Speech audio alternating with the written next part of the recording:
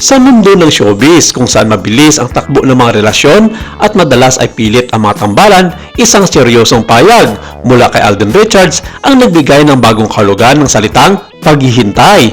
Sa gitna ng ingay ng video conference para sa ikalawang season ng Stars on the Floor, hindi naiwasan ng pambansang Dimples na magtanong tungkol sa kanyang personal na buhay, partikular na kung sino nga ba ang magiging dance partner niya habang buhay. Sa kanyang naging kasagutan, tila nagkaroon ng linaw ang matagal ng hinala ng mga netizens at tagahanga ng cut din ang tambalang Alden Richards at Catherine Bernardo. Ayon kay Alden, natutunan niya mula sa kanyang naging karanasan sa loob ng industriya na ang pag-ibig ay hindi dapat minamadali. Binibigyan din niya na ang pag-ibig ay darating sa tamang oras at hindi dapat magpa-pressure sa edad o sa dikta ng lipunan. Pahayag niya, "There's one thing I've learned in my experience about love. Love will come to you." Dagdag pa niya, minsan daw kapag pilit na hinahanap ang pag-ibig dahil sa pressure, doon pa nagkakaroon ng pagkakamali o natitisod ang isang tao.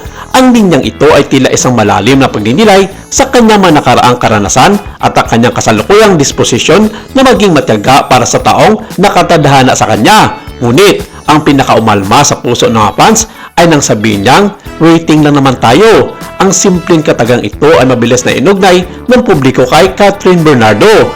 Natatandaan sa mga nakarang interview, parehong binanggit ng dalawa na ang kanilang prioridad sa ngayon ay ang kanilang mga karir. Si Catherine ay kasalukuyang bumabangon at nagniningning muli matapos ang isang masakit na paghiwalay, habang si Alden naman ay patuloy sa kanyang pagiging isa sa pinakabalang aktor sa industriya. Marami ang naghihinala na baka nga may unspoken agreement o isang tahimik na kasunduan ng dalawa. Ang aura ni Alden ngayon ay napapansin ng marami na tila puno ng kumpiyansa at saya. Sa tuwing natatanong siya tungkol sa pag-ibig, hindi na ito ang dating umiiwas o tila malungkot na Alden. Sa halip, ito ay isang lalaking may assurance at tila may hinintay na sigurado siya sa kanyang puso. Ang perfect timing na inaabangan ng lahat ay tila hindi na lamang isang pangarap. Sa kabila ng kanilang mga individual na proyekto, ang suporta ng mga fans ay nanatiling solid.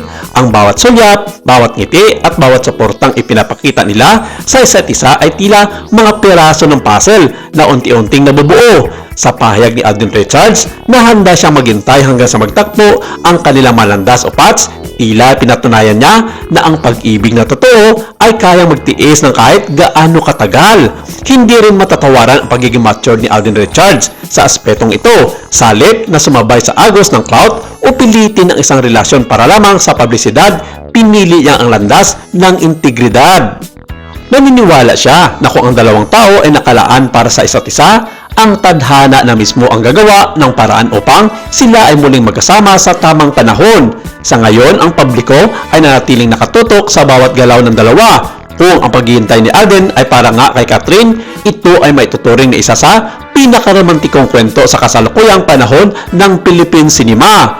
Isang kwento ng dalawang taong piniling unahin ang paglago ng sarili at ang kanilang mga pangarap habang nanatiling bukas ang pintuan para sa isa't isa. Ang mensahe ni Alden Richards ay hindi lamang para sa kanyang mga fans, kundi para sa lahat na naghahanap ng pag-ibig. Huwag magmadali, huwag magpa-pressure, dahil ang pag-ibig na nakatadhana ay hindi kalalampasan. At gaya ni Alden, marahil ang pinakamagandang gawin ay magtiwala sa proseso at maghintay ng may ngiti sa mga labi, dahil ang dulo ng paghihintay ay ang taong tunay na para sa iyo.